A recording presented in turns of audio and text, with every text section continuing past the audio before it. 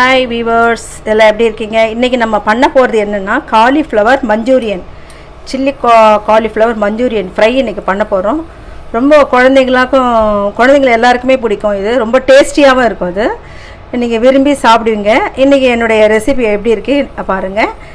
நான் ஃபஸ்ட்டு என்னென்னா ஒரு காலிஃப்ளவர் வந்து ஒரு 200 கிராம் எடுத்திருக்கேன். குடமிளகா half, ginger and garlic, white onion எடுத்துட்டுருக்கேன். இது வெங்காயத்தாள் பாருங்கள், இது கொஞ்சமாக எடுத்திருக்கேன். ஸோ இதுக்கு தேவையான இது பார்த்திங்கன்னா மைதா மாவு 3 teaspoon, cornflour 3 teaspoon, chilli powder and pepper, cornflour, மைதா ரெண்டுத்தையும் மிக்ஸ் பண்ணிவிட்டு இங்கே எடுத்து வச்சுருக்கீங்களா சில்லி பவுடர், காஷ்மீர் மிளகாய் தூள், பெப்பர், இதை வந்து நம்ம கொஞ்சம் போட போகிறோம். இது ஜிஞ்சர் கார்லிக் பேஸ்ட் வந்து நான் பேஸ்ட்டாக 2 அரைச்சி வச்சுருக்கேன். ஸோ கொஞ்சம் ஒரு 1/2 டீஸ்பூன் போடலாம்.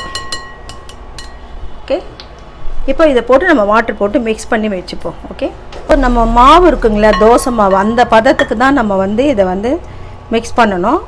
ரொம்ப கட்டியாகவும் இருக்கக்கூடாது. இப்போ பார்த்திங்கன்னா இந்த பதத்துக்கு நம்ம மாவு மிக்ஸ் பண்ணிட்டோம்.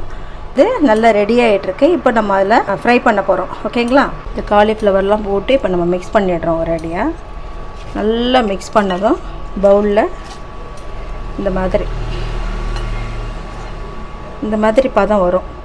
இதை நம்ம அப்படியே ஃப்ரை பண்ணி எடுத்துக்கோம். ஓகேங்களா, பார்த்தீங்கன்னா 4 நிமிஷம் ஆச்சு. நான் உடனே எடுக்கலை, ஏன்னா எடுத்தேன்னு வச்சிங்களேன் அப்படியே எண்ணெய் அதிகமாகிடும். டெக்னிக்கலாக இந்த மாதிரி பண்ணிங்கன்னா கொஞ்சம் நல்லாயிருக்கும். இது ஒரு டிப்ஸாக கூட நீங்கள் எடுத்துக்கலாம். இப்போ நீங்கள் திருப்பி போட்டுருங்க. இந்த பதத்தில் நீங்கள் இப்படி எடுத்துடலாம். ஃப்ரை பண்ணி நீங்கள் எடுத்துக்கிறீங்க. இது பாருங்க, நாங்கள் அப்படியேவும் சாப்பிட்லாம். இதை நம்ம மஞ்சூரியனாகவும் எடுத்து நம்ம செய்ய போகிறோம். ஃபஸ்ட்டு நம்ம என்ன பண்ணுவோம், ஜிஞ்சர் நல்லா ஃப்ரை பண்ணிப்போம். கார்லிக் ரெண்டுத்துமே நல்லா ஃப்ரை பண்ணிக்கணும். நல்லா ஃப்ரை பண்ணிவிட்டு ஆனியன் இருக்குங்களா, சும்மா ரொம்ப நாள் நம்ம வதக்கக்கூடாது, லைட்டாக, அப்போ தான் ஸ்மெல் ரொம்ப நல்லாயிருக்கும். 4 நிமிஷம் இருந்தால் போதுங்க. நீங்கள் இது ரொம்ப டீப் பண்ணிங்கன்னா அந்த டேஸ்ட்டு மாறிடும். ஒரு 4 மினிட்ஸ் இல்லை 3 மினிட்ஸ் தான் நல்லா உங்களுக்கு ட்ரை ஆகணும். இந்த குடை மிளகா லைட்டாக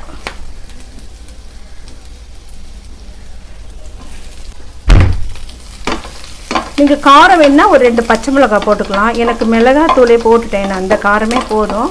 வேணால் ஒரு சில்லி, க்ரீன் சில்லி நீங்கள் எடுத்துங்க.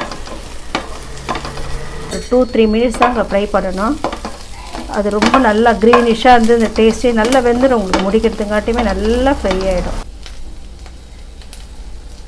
சாஸ் கொஞ்சம் போட்டுக்கணும். நம்ம இதில் வந்து சோயா சாஸ் கொஞ்சம் போடணும்.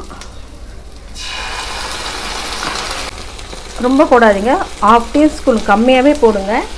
கொஞ்சம் லைட்டாக வந்து சால்ட்டு, இதை பாருங்க, சால்ட்டு கொஞ்சம் லைட்டாக.